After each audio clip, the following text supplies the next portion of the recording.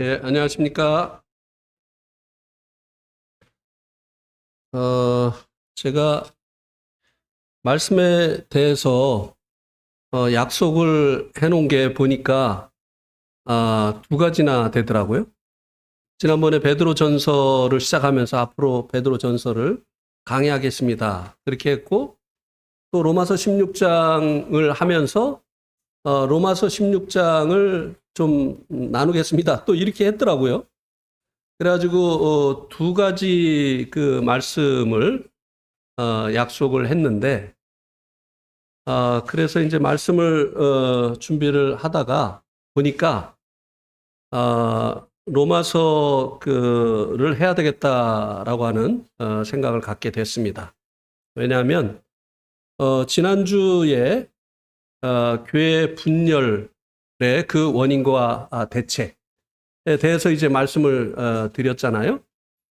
그러니까 이제 교회를 무너뜨리는 자들에 대해서 말씀을 드렸습니다. 그래서 오늘은 이 로마서 16장 5절부터 11절 말씀을 통해서 교회를 세우는 사람들에 대해서 말씀을 드려야 되겠다라고 생각을 했습니다. 오늘 본문 말씀 로마서 16장 5절에서 11절까지 말씀이 되겠습니다.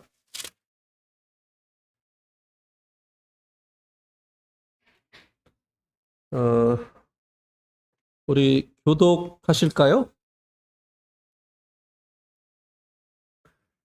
제가 한 절 읽고 여러분들이 한 절 읽어주시고 이렇게 교독하시겠습니다. 또 저희 집에 있는 교회에도 문안하라. 내가 사랑하는 에베네도에게 문안하라. 그는 아시아에서 그리스도께 처음 맺은 열매니라. 내 친척이요 나와 함께 갇혔던 안드로니고와 유니아에게 문안하라. 그들은 사도들에게 존중이 여겨지고 또한 나보다 먼저 그리스도 안에 있는 자라. 그리스도 안에서 우리의 동역자인 우르바노와 나의 사랑하는 스다구에게 문안하라.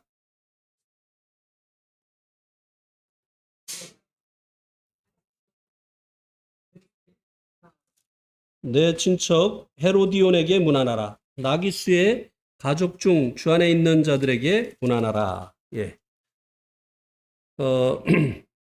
제목이 교회를 세우는 사람들인데요. 사실 교회를 세우시는 분은 주님이시죠. 마태복음 16장에서 주님께서 베드로에게 너는 베드로라. 내가 이 반석 위에 내 교회를 세우리라 하고 말씀하시고 주님께서 교회를 세우셨습니다. 또한 이 교회는 주님께서 사람들을 통해서 세우십니다. 그래서 고린도전서 3장 5절 말씀에 보면 사도 바울이 나는 심었고 아볼로는 물 주었으되 오직 자라나게 하시는 이는 하나님이시다. 이렇게 말씀해 주었습니다. 그래서 오늘 이 본문 말씀에는 사도 바울이 문안하라고 하는 여러 사람들이 등장을 합니다. 그래서 오늘 말씀에는 문안에 대해서 말씀을 해주고 있습니다. 그러나 여기에 문안하라고 하는 이 사람들이 대부분 교회를 세우는 이런 역할을 한 사람이라고 하는 것을 보게 되어졌기 때문에 어떤 사람들이 교회를 세우게 되어지느냐에 초점을 두고 오늘 말씀을 증거를 하겠습니다. 첫 번째는 5절에 나와 있는 에베네도입니다. 이 에베네도는 사도 바울의 사랑하는 자였고 그리고 아시아에서 그리스도께 처음 맺은 열매라고 말씀을 해주고 있습니다. 아시아에서 주님을 처음으로 믿은 사람이라고 하는 것이죠. 그렇다고 한다면 이 에베네도가 사도행전 2장 9절에 말씀해 주고 있는 대로 오순절을 날 성령께서 임하시어서 각 사람이 온 그 지역의 그 언어로 하나님의 말씀을 전할 때 그 아시아에서 온 사람들도 있다고 사도행전 2장 9절에서 말씀해 주고 있거든요. 그래서 아마도 그때 복음을 듣지 않았겠는가, 이렇게 유추를 해볼 수 있게 됩니다. 그래서 이때 오순절 날이 역사적으로는 정확히 역사적으로 예수님이 이 땅에 태어나신 것은 AD와 BC를 나눈 AD 1년이 주님께서 태어나신 날이 1년이 아니고 3년 BC 3년이라고 역사적으로 그렇게 이야기를 합니다. 그래서 이제 이 오순절 날 성령이 오셨기 때문에 예수님께서 이제 돌아가시고 부활하신 그때가 이제 33년 반으로 보게 될 때 AD 30년으로 오순절을 보면 될 것 같습니다. 그리고 이제 로마서를 기록하던 연대가 57년이었기 때문에 이 에베네도의 신앙의 연조는 한 27년 전 정도, 30년 가까이 된 그런 성도였다고 볼 수가 있게 됩니다. 이 30년 가까이 그가 계속해서 교회에 붙어 있었다고 하는 것을 이 말씀이 보여주고 있는 것입니다. 그래서 이 말씀을 통해서 어떤 사람이 교회를 세우는 사람이냐, 계속해서 교회에 붙어 있는 이 사람이 교회를 세우는 사람이다라고 하는 것입니다. 교회는 우리가 잘 알고 있는 것처럼 성도들의 모임입니다. 성도들이 모여야 교회가 이루어지게 되는 것입니다. 그래서 이 교회를 영어로 처치라고 그렇게 이제 표현을 했는데요. 사실은 이 교회의 의미를 우리가 보게 될 때 어셈블리라고 하는 것이 교회에 대한 더 좋은 표현이 되어질 것입니다. 교회를 표현할 수 있는 단어가 처치보다 어셈블리, 모임. 어셈블리라고 하는 것은 모임이죠. 그래서 이 교회의 이름을 크리스찬 어셈블리라고 하면 더 교회가 가지고 있는 의미를 잘 나타내 줄 수 있게 되어질 것입니다. 그래서 이 교회는 성도들의 모임이기 때문에 성도들이 모여서 교회가 이루어지는 것이기 때문에 이 교회를 세우는 성도는 모이는 성도들입니다. 그렇다고 한다면 그 반대는 무엇입니까? 교회가 왜 무너지게 됩니까? 모이지 않는 성도들로 인해서. 계속 성도들이 모이지 않게 되어지면 그 교회는 사라지게 되어지는 것입니다. 이름은 있을지 모르지만 이 교회는 성도들의 모임이기 때문에 모이지 않는 교회는 결국은 없어지게 되어지는 것입니다. 그래서 교회를 세우는 성도는 열심으로 모이기에 힘쓰는, 교회 가운데 붙어있는 이 같은 성도들이 교회를 세우는 그 같은 성도라고 하는 것입니다. 그러나 본의 아니게 자신이 그것을 의도하지 않았다 할지라도 모이지 않는 성도에 의해서 교회가 무너지게 되어진다고 하는 것입니다. 그런데 이 에베네도는 이 30년 가까이 되는 이 세월 동안 계속 이 교회 가운데 머물러 있었다고 하는 것입니다. 그와 에베네도를 비롯한 그와 함께 모이는 이 성도들이 교회를 세웠다고 하는 것입니다. 주님께서 교회를 세우시지만 주님께서 구원하신 성도들을 교회로 부르셔서 그들이 모이게 하심으로 인해서 교회가 되어지는 것이라고 하는 것입니다. 그래서 이 사탄은요, 교회를 무너뜨리려고 성도들이 모이지 못하게 하는 것입니다. 때로는 교회 가운데 핍박을 주어서 성도들이 이제 모이지 못하게 하고, 때로는 각 성도들을 유혹해서 신앙의 이제 그 침체에 빠지게 함으로 인해서 성도들이 모이지 못하게 하는 것입니다. 그러면 모이지 않는 교회는 결국은 사라지게 되어지는 것입니다. 우리도 이제 최근 3년이 넘도록 올해까지 이제 4년 차죠. 이 코로나라고 하는 전에 겪어보지 못했던 아주 비상한 시간을 보냈습니다. 이제 이 전염병이기 때문에 이 코로나가 창궐할 때 모이지 못하게 했죠. 예. 그래서 많은 교회들이요, 이 코로나가 지나고 난 후에 실제적으로 교인들이 많이 줄어들었다는 거예요. 그리고 우리가 봐도요, 교회가 많이 간판을 내렸어요. 우리 들어오는 입구에 저쪽에 포도원 교회 있었죠. 없어졌습니다. 이 앞에 기쁜 소식 교회 있죠. 없어졌습니다. 네. 많은 교회들이 이 코로나를 계기로 이제 교인들이 모이지 않으니까 더 이상 유지할 수가 없어서 없어져 버렸습니다. 그래서 이 모이기에 힘쓰는 성도들이 이 교회를 세우는 성도라고 하는 것입니다. 코로나가 오든 몸에 어떤 그 질병이 있든 어려운 그 환경이 있든 바쁜 일이 있든 이 모이기에 힘쓰는 이 같은 성도들이 에베네도처럼 묵묵히 모이기에 힘쓰는 이 같은 성도들에 의해서 교회가 세워지게 된다고 하는 것입니다. 그 다음에 이제 두 번째는요, 7절에, 6절에, 마리아입니다. 마리아는,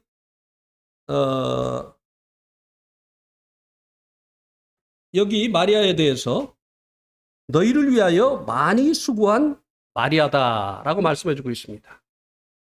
로마에 있는 이 교회에 있는 그 성도들을 위해서 이 마리아는 많이 수고한 자다.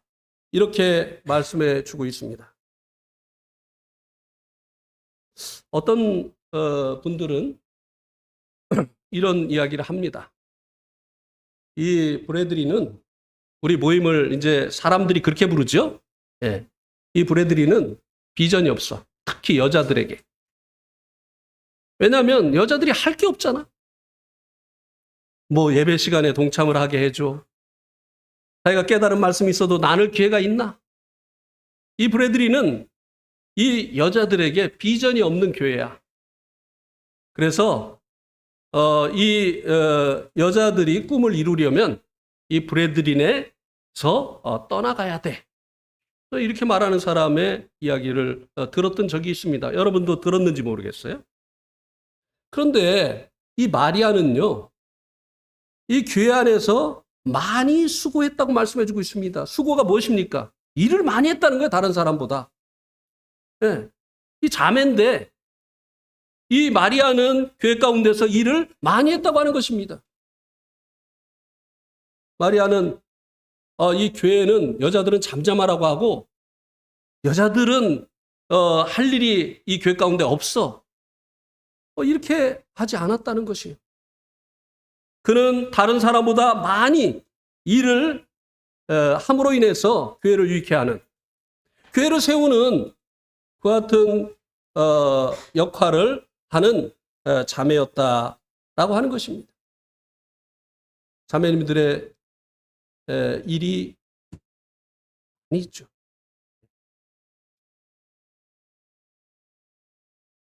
빌립보 유럽에 사도 바울이 이제 유럽으로 가서 빌립보에 가서 최초로 복음을 전했던 사람이 루디아죠. 참 이상하죠. 이 유럽을 바라보신 주님께서 첫 열매를 좀 유명하고 그리고 사람들에게 영향력이 있는 이런 남자를 첫 열매로 얻게 하셔야 그 다음에 열매들이 줄줄 맺혀지는 것이 아니겠습니까? 그런데 옷감장사 루디아를 첫 열매로 얻게 해 주셨습니다. 그런데 이 루디아가요, 많은 역할을 했었던 것을 우리가 볼 수 있게 됩니다. 그가 수고한 그 수고는 무엇이었습니까? 사도행전 16장 15절에 보면 주님의 일꾼을 공개하는 일을 했다고 하는 것입니다. 이것은요, 이런 일은요, 형제님들보다 자매님들이 더 잘할 수 있는 일이에요. 그 당시에는 많은 일꾼들이 주님만 의지하고 이곳저곳을 다녔기 때문에 이 루디아 자매님처럼 일꾼들을 이제 자기 집에 머물게 하고 또 다음 장소로 갈 때 갈 수 있는 여비를 충당해주고 하는 이런 일꾼들을 공개하는 이런 자매님들이 있었기 때문에 그 당시 일꾼들이 오늘은 이곳 내일은 저곳 주 복음을 전하면서 다닐 수 있었다고 하는 것입니다. 그 다음에 유니게입니다. 유니게는 디모데의 어머니죠.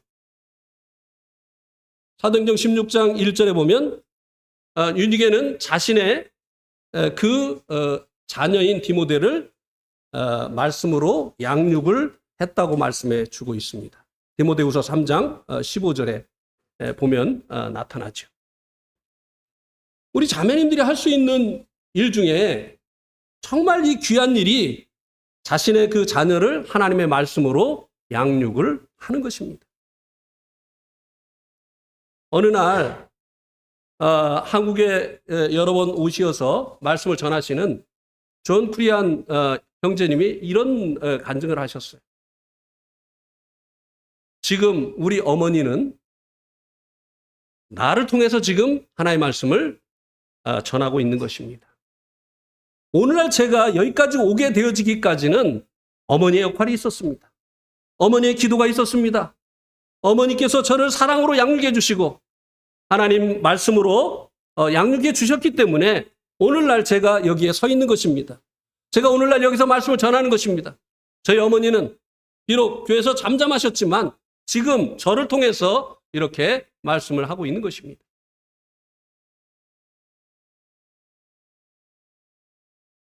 그리고 도르가가 있죠. 사도행전 9장 39절에 보면 그가 죽었을 때 베드로에게 그곳에 자매님들이 그가 지었던 평상시에 지어서 성도들 공개했었던 속옷과 겉옷을 내어 놓았습니다. 이렇게 자매님들이 성도들의 그 필요를 채우는 이와 같은 일을 함으로 인해서 무엇인가 부족한 성도들이 자매님들의 이 수고를 통해서 그 부족함을 채움받는, 그래서 주님의 은혜를 실제적으로 경험하고 주님의 그 사랑을 경험하게 되어짐으로 인해서 그가 이제 더 믿음으로 살 수 있게 해준다고 하는 것입니다. 신약의 인물은 아니지만 한나가 기도를 통해서 자녀를 얻었죠. 그래서 그 자녀의 이름을 사무엘이라고 했습니다. 하나님께서 들으셨다는 것이죠. 자매님들의 이 일 중에 가장 큰 일, 가장 위대한 일이 있다고 한다면 바로 이 기도입니다. 우리들이 할 수 있는 일 중에 기도보다 더 큰 일은 없어요. 그런데 이 자매님들이 개인적으로 기도할 수 있고 또 자매 집회에서 기도할 수 있고 얼마든지 기도할 수 있는 이와 같은 시간이 있지 않느냐고 하는 것입니다. 그렇게 기도로 교회가 세워지는 것입니다. 여러분 기억하고 계신지 모르겠어요. 이 내동교회가 바닥에 앉을 때 한 160명 이상 모였었죠. 그때 이 할머니 자매님들이 새벽 기도한 거 아십니까? 할머니 자매님들이요 매일 예배당에 와서 새벽 기도를 하셨어요. 기도하면 역사가 일어납니다. 하나님께서 역사하십니다. 이 마리아 자매님은 종합적으로 많이 수고했다고 했는데요. 이 종합적으로 이 모든 일들로 수고를 하셨던 그와 같은 자매님이 아니었겠는가. 다른 이들보다 더 많은 수고를 했다고 말씀해 주고 있습니다. 하려고 하면 정말 많은 것이 교회의 일입니다. 하지 않으려고 하면 하나도 보이지 않는 것이 교회의 일이죠. 그러나 하려고 생각하면 정말 해야 될 일이 너무나 많은 곳이 바로 이 교회라고 하는 것입니다. 그런데 이 마리아 자매님은 그와 같은 일들을 볼 수 있는 눈이 있었던 자매님이었고, 그리고 기꺼이 그 일에 자신을 헌신했었던 이와 같은 귀한 자매님이었다고 하는 것입니다. 이런 자매님들을 통해서 교회가 세워지는 것이죠. 그 다음에 7절에 안드로니고와 유니아입니다. 이들의 이름을 볼 때 유대인이었다고 하는 것을 알 수 있고요. 또 사도 바울의 친척이라고 하는 이 말이 그들이 유대인이었다고 하는 것을 알려주고 있습니다. 유대인들이 로마에서 사는 것은 그 당시에 쉽지 않은 일이었습니다. AD 62년에 네로의 핍박이 그리스도인들과 유대인들에게 일어났었죠. 예. 이 로마서가 쓰여질 때가 AD 57년입니다. 이때도 네로가 통치를 하고 있을 때죠. 그런데 이 안드로니고와 유니아는 이렇게 핍박이 있는 곳에서 이제 신앙생활을 했었다고 하는 것입니다.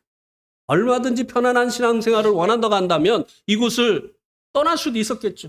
안전한 곳, 핍박이 없는 곳, 그런 곳에 가서 신앙생활을 할 수 있었겠죠. 그러나 그들은 자신의 안일보다 이제 주님의 그 일을 먼저 생각한 그와 같은 사람이었다고 하는 것입니다.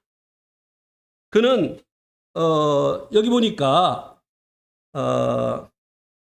나와 함께 갇혔던 안드로니고와 유니아라고 말씀해주고 있습니다. 그들이 무슨 범죄를 해서 그 형벌을 받기 위해서 감옥에 갇혔던 것은 아닐 것입니다. 나와 함께, 사도 바울과 함께 감옥에 갇혔다고 하는 것은 신앙의 이유였다고 하는 것을 말씀해주고 있는 것이죠. 그들이 이것을 예상을 못했을 리 없어요. 거기서 이제 사도 바울과 동역하면 사도 바울과 같이 이제 이 신앙의 이유 때문에 수인의 몸으로 온 이 같은 사람을 가까이 하면 자기에게도 해가 미칠 수 있다고 하는 사실을 잘 알았을 것입니다. 그러나 사도 바울을 자주 찾아뵀을 것입니다. 그리고 그가 갇혀있기 때문에 하지 못하는 그 일을 부탁을 받고 대신했을 것입니다. 그 결과로 얻은 것이 무엇입니까? 사도 바울과 갇히게 되어진 것이에요. 사도 바울과 같이 이제 감옥에 갇히게 되는 이런 형편에 이르게 되어졌다고 하는 것입니다. 그래서 사도들에게 존중이 여김을 받는 자가 되어졌다고 하는 것입니다. 여러분, 이 교회 안에서 또 교회들 가운데서 이 존중이 여김을 받는 사람은 대부분 주님을 위해서 고난받는 자들입니다. 그죠? 아무리 그가 먼 나라에 있다 할지라도 어떤 형제님이 복음 전하다가 감옥에 갇혔대. 이러면 전 세계가 기도하기 시작합니다. 그죠? 우리가 8년 전에 네팔의 형제들이 이제 복음을 전하다가 감옥에 갇혔다고 하는 소식을 듣고 기도했습니다. 헌금도 보냈습니다. 이렇게 주님을 위해서 고난을 불사하는 이런 성도들이 유명해지는 것이, 이런 성도들이 존중을 받게 되어지는 것이, 고난을 피해 다니는, 그래서 늘 안락한 삶을 추구하는 이런 성도들은요, 이름도 알려지지 않습니다. 그가 어느 교회에 있는지, 무엇을 하는지 알 수 있는 성도들이 극히 적죠. 그러나 이 안드로니고, 그는 주와 복음을 위해서 이제 고난받는 그 같은 성도였다고 하는 것입니다. 바울과 같이 투옥되었던 이와 같은 자가 바로 안드로니고와 유니아였다고 하는 것입니다. 고난받는 이들을 통해서 교회가 세워집니다. 우리가 전에도 살펴보았지만 사도행전 1장 4절에 예수님이 부활하시고 승천하시기 전에 40일 동안 계시면서 예루살렘에서 이제 성도들과 제자들과 함께 이제 교제를 하셨죠. 그때 예수님께서 하나님 나라의 일을 말씀하시고 제자들에게 하나님께서 약속하신 것이 임하기까지 예루살렘을 떠나지 말라고 부탁을 하셨습니다. 왜 예루살렘을 떠나지 말라고 했을까요? 떠날 가능성이 크니까. 왜요? 예수님은 반역죄로 사형을 당하셨습니다. 왜냐하면 유대인의 왕이 있는데, 로마가 세운 유대인의 왕이 있는데 예수님을 왕이라고 했기 때문에. 예수님은 이제 빌라도에게 신문을 받을 때 네가 유대인의 왕이냐? 그랬을 때 아니라고 하면은 얼마든지 형벌을 면할 수 있는데도요, 네가 말하였도다 이렇게 했어요. 시인했어요. 그래서 빌라도는 예수님을 유대인의 왕이라고 하는 이 죄명을 가지고 정죄를 하게 되었고, 그 죄로 인해서 이제 사형을 당하게 되어진 것입니다. 영모죠, 영모. 이거는 어느 나라에나 사형에 해당하는 죄입니다. 그런데 이 영모를 일으켰던 그 수장을 계속 따른다고 한다면 그들도 위험해지는 것입니다. 이 예루살렘은요, 예수님을 사형시킨 그런 곳이에요. 자신들의 그 안위를 생각한다면 예루살렘으로부터 빨리 멀어져야 됩니다. 그러니까 예수님께서 하나님께서 약속하신 것이 임하시기까지 예루살렘을 떠나지 말라고 약속하셨어요. 근데 그때 그 말씀을 들었던 사람들이 500명이라고 고린도전서 15장 6절에서 말씀해주고 있습니다. 그런데 성령이 임하실 때 거기에 이제 떠나지 않고 예루살렘에 있었던 사람들이 120명이라고 말씀해주고 있습니다. 네, 진광 형제님 거기 주변에 다 있었다고 계속 이렇게 얘기를 하는데 있었어요. 다락방이 모자라서 그 주변에서 있었다고 이제 이렇게 얘기를 합니다. 예. 그런데 이제 이 120명이 이제 그 성령님을 받게 되어지고, 그리고 이제 거기에 모여 있는 사람들, 그 사람들이 살고 있는 그 지역의 언어로 하나님의 큰 일을 말하기 시작했습니다. 그리고 그 가운데 한 사람이 아까 말씀드린 것처럼 여기에 나와 있는 에베네도, 아시아에서 온 이 에베네도 같은 사람들이 이제 구원을 받게 되어지는 이런 일이 이제 일어났었던 것이죠. 또 베드로 전서를 쓸 때 그 지역에 사도 바울이나 사도들이 가서 복음을 전한 적이 없는데, 그 갈라디아 지역, 본도, 이런 지역에 갑바도기아, 이런 지역에 사도들이 간 적이 없는데 거기에 성도들이 있단 말이죠. 이것은 바로 그 지역 사람들이 오순절 때 와서 자기들의 그 언어로 복음을 들은 결과라고 하는 것을 우리들이 이제 유추해 볼 수 있는 것이죠. 무슨 말씀을 드리려고 하느냐면요, 이 120명. 자기들의 안일보다 주님의 뜻에 순종하기를 원했던, 주님이 그곳을 떠나지 말라고 하는, 하나님 약속하신 그 성령님이 오실 때까지 그곳을 떠나지 말라고 하는 그 하나님의 말씀에 순종했었던 이 120명에 의해서 여러 지역으로 복음이 전해지는 이와 같은 하나님의 일들이 이루어지게 되어졌다고 하는 것입니다. 그리고 그런 지역에 교회가 세워지는 이와 같은 일들이 이루어졌다고 하는 것입니다. 고난을 피해가지 않는 사람들, 고난을 자처하는 사람들, 이들이 바로 교회를 세우는 자들입니다. 이 말씀이 우리들에게 그것을 말씀해주고 있죠. 자, 우리 한번 로마서 10장 15절 말씀도 한번 보시겠습니까? 로마서 10장 15절 말씀.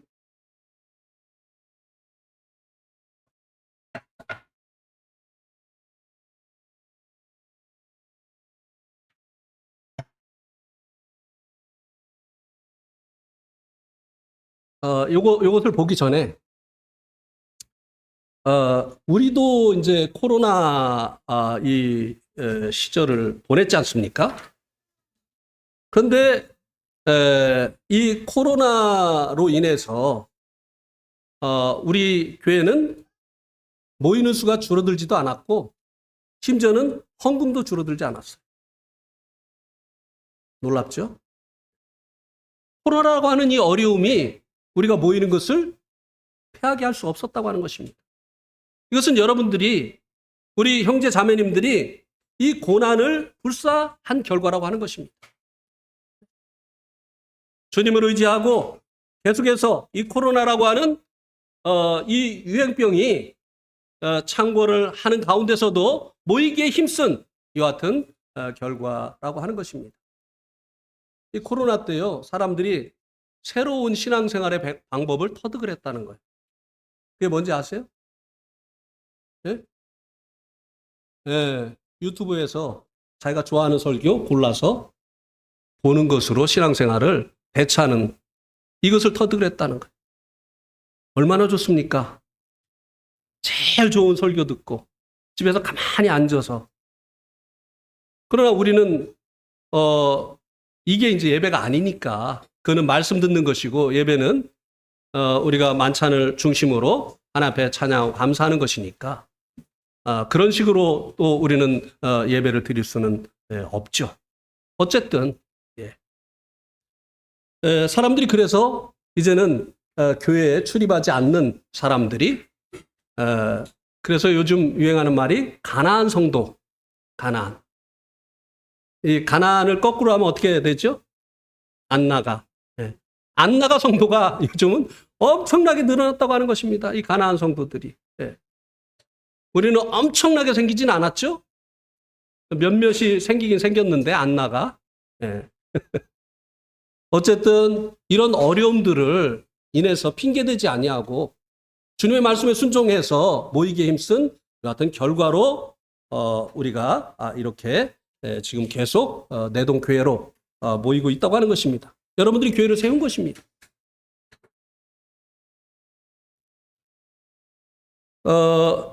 로마서 10장 넘어갑시다. 이것도 하면 시간 많아지니까 뭐 이만큼만 해도 이제 알아들으셨잖아요. 넘어가고, 그 다음에 이제 8절에 보면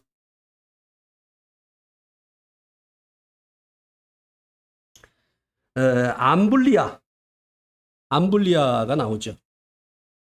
그 다음에 9절에 보면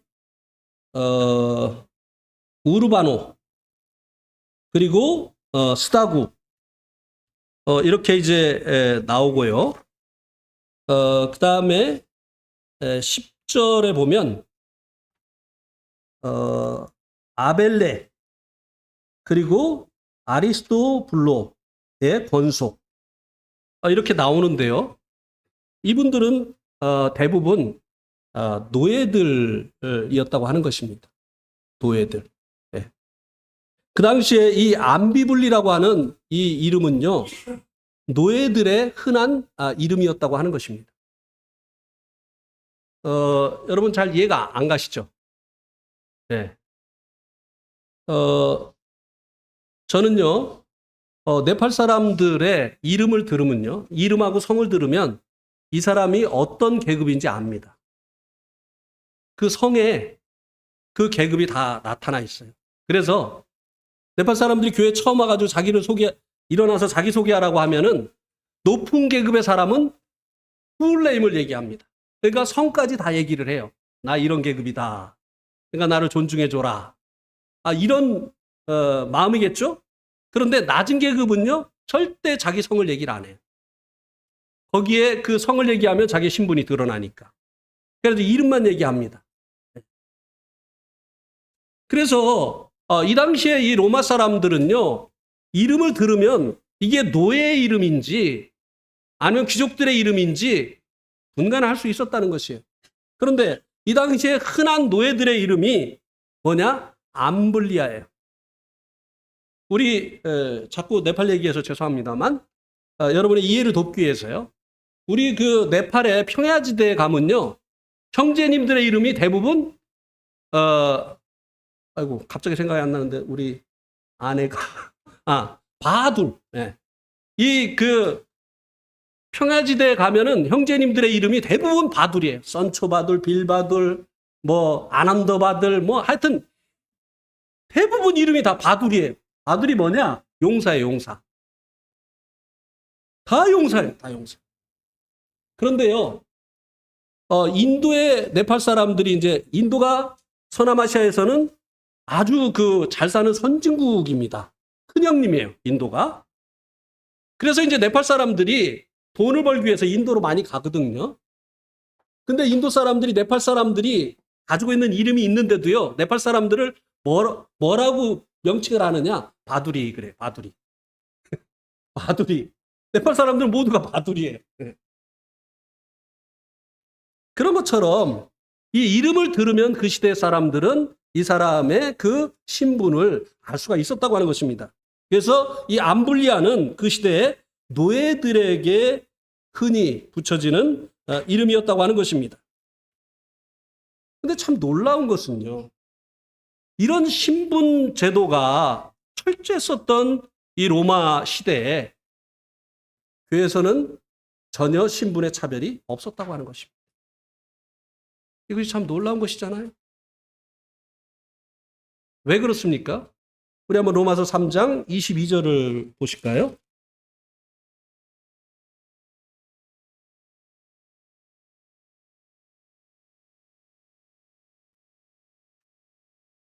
곧 예수 그리스도를 믿음으로 말미암아 모든 믿는 자에게 미치는 하나님의 의인이 차별이 없느니라. 네, 주님을 믿는 데는요, 그 사람이 얼마나 가졌느냐, 얼마나 배웠느냐, 그 사람이 유명한 사람이냐, 무명한 사람이냐, 이런 거 안 따진다는 거죠. 예수님을 믿으면 의롭다함을 얻는 것이에요. 하나님의 자녀라고 하는 새로운 신분을 얻게 되어지는 것이. 이전 것은 지나갔으니 보라 새 것이 되었도다. 더 이상 그를 노예로 대하지 않는다는 것이에요. 그리스도 안에서 한 형제로, 하나님의 한 식구로 이렇게 대하게 되어짐으로 인해서 이 노예들이요, 세상에서는 상상도 할 수 없었던 귀족들과 함께 예배를 드리고 문안을 받고 하는 이런 대접을 받게 되어졌다고 하는 것입니다. 쉬운 일 아니에요. 우리 이제 람서런 형제하고 이제 디네스 형제가 어릴 때부터 친구예요. 근데 람서런 형제는 귀족이고 디네스 형제는 은세공하는 천민입니다. 그런데 한 번은 제가 이제 이 두 형제하고 같이 람서런 형제 집을 가게 됐어요. 근데 람서런 형제 집 앞에가 디네스 형제 집입니다. 근데 집이 가까우니까 디네스 형제가 나 집에 갔다 올게요 하는 거예요. 그래서 저는 진짜 집에 갔다가 오는 줄 알았죠. 아무리 기다려도 안 와요. 그래가지고 이 람서런 형제에게 디네스 왜 안 오냐 그러니까 못 와요 그래. 왜? 우리 아버지가 오면 난리를 쳐요. 어디 불가촉 천민이 자기 같은 이 귀족집에 들어오느냐고 난리를 친다. 그래서 아버지가 볼 때는 지금까지 어렸을 때부터 친구인데 한 번도 집에 못 왔다는 거예요. 이 천민하고 평민들, 귀족들과의 관계가 이럴 때입니다. 그런데 이런 천민들이 교회 안에서 귀족들과 함께 예배를 드리고 같이 애찬을 하고 심지어는 문안을 받고 했다가는 것이 이것은 정말 놀라운 일이었던 것이에요.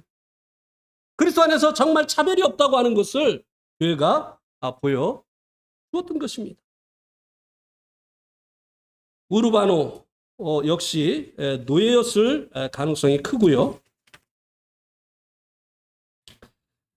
그 다음에 이제 스타구는 전혀 알려진 바가 없는 인물입니다. 그러나 사도 바울에게 사랑받는 자였다고 했고요. 아벨라도 여기 외에는 다른 데 나타나 있지 않기 때문에 아주 무명한 사람입니다. 그리고 아리스토블로 10절에 나와 있는 이 아리스토블로라고 하는 이 아리스토블로의 권속이라고 했는데요. 이 아리스토블로는요, 아리스토블로의 권속이라는 말은 노예를 의미하는데요. 아리스토블로는 헤롯 대왕의 손자 중에 한 명이었는데 로마에 와서 은둔 생활을 하면서 생을 마친 사람이라고 합니다. 헤롯 대왕은 누구냐면요. 예수님 태어났을 때 이스라엘의 왕. 그게 헤롯 대왕이에요. 헤롯이라고 하는 왕 이름이 많이 나와요. 그런데 이 헤롯 대왕은 누구냐면 바로 그 사람이에요. 근데 그 사람의 아들 중에 한 명이 로마에 와가지고 은둔 생활을 하다가 그곳에서 이제 생을 마쳤는데 그의 노예들이 이제 그가 생을 마치고 난 후에 로마 황제에게 들여졌다고 하는 것입니다. 그래서 이들이 노예였다가 이제 황제의 노예가 된 거예요. 아리스토블로에. 그런데도 불구하고 이들을 계속해서 아리스토블로라고 불려졌다고 합니다. 아리스토블로의 권속이다. 그러니까 이들도 노예입니다. 그래서 우리가 그 다음에 또 이제 헤로디온과 나기스의 권속이 나오는데요. 11절에 보면 이 나기스는요 아주 로마에서 유명한 부자 중에 한 사람이었다고 합니다. 그의 영향력이 황제에게 미칠 정도였다고 하니 그 재력이 얼마나 컸었나를 우리가 짐작할 수 있습니다. 그러나 이 나기수는요 황제에게 협력하기보다는 대적하는 사람이었기 때문에 네로 황제의 재위 기간에 살해를 당하게 됩니다. 그래서 그의 권속이던 이 노예들이 이제 이 황제의 노예들이 되어진 것입니다. 그래서 나기스의 권속도 다 노예들을 이야기하는 것이죠. 그런데 이제 참 이 놀라운 것은요, 이런 이제 노예였었던 이런 사람들이요, 특별히 9절에 한번 보세요. 로마서 16장 9절에 보면 우르바노가 어떤 사람이었다고 말씀을 해주고 있느냐면요. 로마서 16장 9절에 보면 그리스도 안에서 우리의 동역자인 우르바노라고 얘기해주고 있습니다. 일꾼이었다는 것이에요. 이게 쉬운 일이 아니에요. 지금도 교회에서 못 배운 사람이 목회하기가 쉽지가 않습니다. 좀 교회 규모가 크면요 신학교만 나와서 안 돼요. 일반 대학 나와야 돼요. 그래서 장로님들이 면접을 볼 때 이력서를 받아봅니다. 어느 대학 출신이고 대학도 좋은 대학 나와야 돼요. 이렇게 해서 이 이력을 보고 이 정도 교회는 이 정도의 레벨이 돼야 된다 하면서 이제 자기 교회에 청빙을 하게 되죠. 오늘날도 그렇습니다. 그런데 이 우르바노는 노예였다는 것이에요. 노예였는데 이 교회에 사도 바울의 동역자, 곧 일꾼이었다고 하는 것입니다. 거기에 이제 귀족들이 있는데 이 천민인, 노예인 이 사람이 나가서 그 귀족들을 가르쳤다는 것이에요. 얼마나 놀라운 일입니까? 네팔에는요, 목회자의 신분이 높으면요, 그 교회는 모든 신분의 사람들이 나옵니다. 그런데 목회자의 신분이 따망족이다. 그러면요, 따망족만 거기 가요. 림부족이다. 그러면 림부족만 거기 갑니다. 천민은 아예 없어요. 네팔의 교회에 천민이 목회하는 교회는 아예 없어요. 왜요? 천민들밖에 못 오니까. 왜냐하면요, 평민이나 이 귀족들이 천민과 접촉을 하면 자기가 부정해진다고 그렇게 생각을 해요.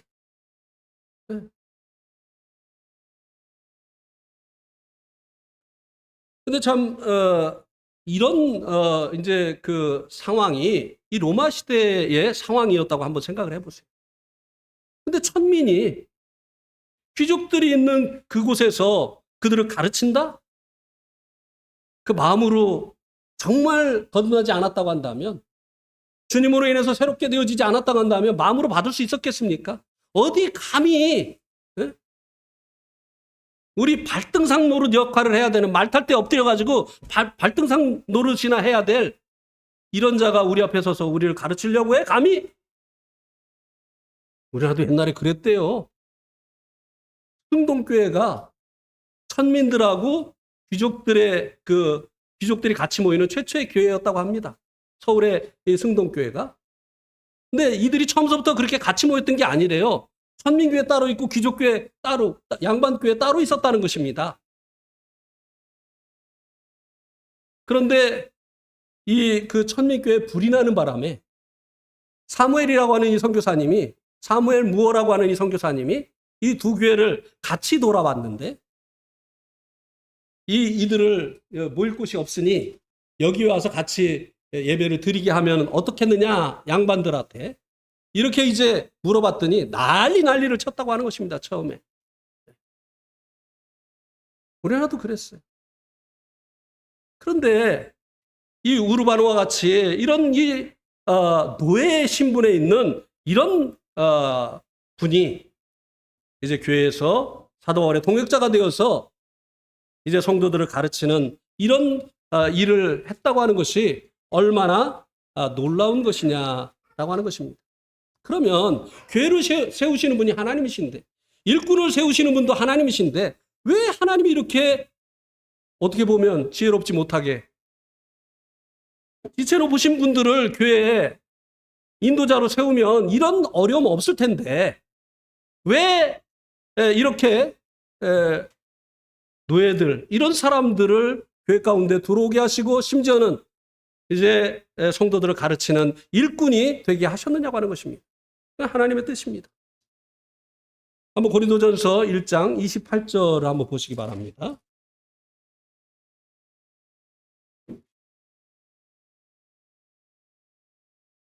여기에 보면 하나님께서 세상에 천한 것들과 멸시받는 것들과 없는 것들을 택하사 있는 것들을 폐하려 하시나니, 그 이유가 무엇입니까? 29절에 보니까 이는 아무 육체도 하나님 앞에서 자랑하지 못하게 하려 하십니다. 뭐 있는 것들, 그리고 문벌이 있는 것들, 그리고 부한자들, 이런 사람들에 의해서 하나님의 일이 이루어지면 그 결과가 이루어진 그 공로가 누구에게 돌아가겠습니까? 우리 목회자가 많이 배워서 그래, 유명한 분이라 그래, 사람에게 영광이 돌아갔을 거 아닙니까? 그런데 천한 것들, 멸시받는 것들, 이런 노예들, 천민들, 평범한 사람들, 무명한 사람들, 이런 사람들 통해서 하나님께서 교회를 세우신다고 한다면 그 영광이 누구에게 돌아가겠느냐고 하는 것입니다. 이건 저 사람이 할 수 없는 일이야. 하나님께서 하신 일이야. 하나님께 영광이 돌아가기를 원하셨기 때문에 하나님께서 이렇게 그 시대에 멸시받는 사람들, 천한 사람들, 이런 사람들을 택하시어서 하나님께서 당신의 그 일을 이루셨다고 하는 것입니다. 그러면 교회는 많이 배운 사람들, 유명한 사람들은 일꾼이 될 수 없는 것입니까? 교회는 많이 배운 사람들, 유명한 사람들이 역차별을 받는 곳이 되는 것입니까? 어떻게 보면 그렇게 보이잖아요. 하나님은 오히려 그렇지 못한 사람들을 택하시어서 있는 것들을 부끄럽게 하시는 그런 하나님이시라고 말씀해 주고 있으니까 직업이 괜찮은 사람들, 그리고 또 학력이 높은 사람들, 이런 사람들은 하나님께 쓰임을 받을 수 없는 사람들입니까? 사도 바울은 그런데 어떻게 쓰임을 받았죠? 최고의 가말리엘 문화에서 학문을 한 사람입니다. 그는 이스라엘의 이제 당시에 최고의 기관인 산헤드린 공회원이었습니다. 이렇게 이제 유명하고 그리고 또 많이 배운 이 사도 바울이 어떻게 주님께 그렇게 귀하게 쓰임을 받을 수 있었겠느냐고 하는 것이, 그는 그 모든 것을 배설물로 여겼습니다. 모세는 나보다 유대인 중에 더 배운 자가 어디 있고 나보다 더 유명한 자가, 나보다 더 영향력 있는 자가 어디 있느냐, 그러니 내가 해야 되는 것이 아니냐고 나섰기 때문에 실패를 했습니다만, 사도 바울은 자기가 가지고 있는 이 모든 이 기득권을 배설물로 여겼다고 하는 것입니다. 오직 그리스도만, 그리스도를 아는 것만이 가장 고상하다고 했기 때문에 하나님께서 그를 사용하셔서 쓰실 수 있었다고 하는 것입니다. 어쨌든 이 교회를 세우는 이와 같은 사람들은 자기가 못 배운 것 때문에, 자기가 신분이 이제 낮은 곳에 처하기 때문에 두려워하지 않는 이와 같은 사람들이었습니다. 하나님께서 쓰시겠다고 한다면 내가 비록 천민이라 할지라도, 배운 것이 없다 할지라도 자신을 하나님께 드리는 이와 같은 사람들을 통해서 하나님께서 일해 오셨고 교회를 세우셨다고 하는 것입니다. 그러나 오히려 지난번에 말씀을 들은 것처럼 내가 아니면 누가 해? 나만큼 배운 사람이 있으면 나와보라고 해. 나처럼 영향력 있는 사람이 있으면 한번 나와보라고 해. 그러니 내가 해야지 라고 하는 사람들에 의해서 교회가 무너지게 되어졌다고 하는 것입니다. 하나님께서 부르시면 있는 모습 그대로 나아갈 수 있는 사람들, 내가 못 배운 것 때문에 망설이지 않는 사람들, 또 자기에게 있는 그 약점 때문에 두려워하지 않는 사람들, 하나님 부르시면 있는 모습 그대로 하나님 앞에 자신을 드리는 이와 같은 사람들을 통해서 하나님께서 교회를 세우신다고 하는 이와 같은 사실을 말씀해 주고 있습니다. 그런데 우리가 이제 한 가지 생각을 해봐야 될 점이 있습니다. 그게 뭔가 하면요, 이 노예들이 설 수 있도록 세워준 사람들이 있다고 하는 것입니다. 누구죠? 사도 바울과 같은 사람들이. 사도 바울이 이 오네시모를 빌레몬에게 천거했지 않습니까? 하나님의 일꾼으로. 이런 세워주는 사람들이 있어야 되는 것이에요. 하나님께서는요, 사실 이를 세우려고 하는 사람들을 세우시지 않습니다.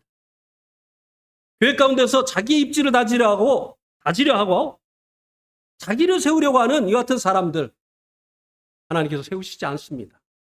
그러나 다른 사람을 세우려고 하는 사람들, 그가 하나님께 은사를 받았고, 그가 이제 영적인 이제 영향력이 있고, 그런데도 불구하고 세상적으로 이제 가진 것이 없고 배운 것이 없고, 그렇기 때문에 이제 나서기를 어려워하는 이와 같은 사람들을 이제 그 주신 은사대로, 그리고 주님이 주신 그 지혜대로 일할 수 있도록 세워주는 이와 같은 사람들이 이제 있어야만 이들이 세워질 수 있었다고 하는 것입니다. 그리고 하나님께서는 그와 같은 사람들을 세워주는 거예요. 잘 되는 교회를 보면 그렇습니다.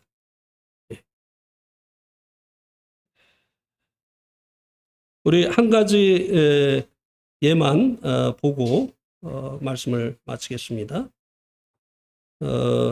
사도행전 11장을 한번 보시겠습니다.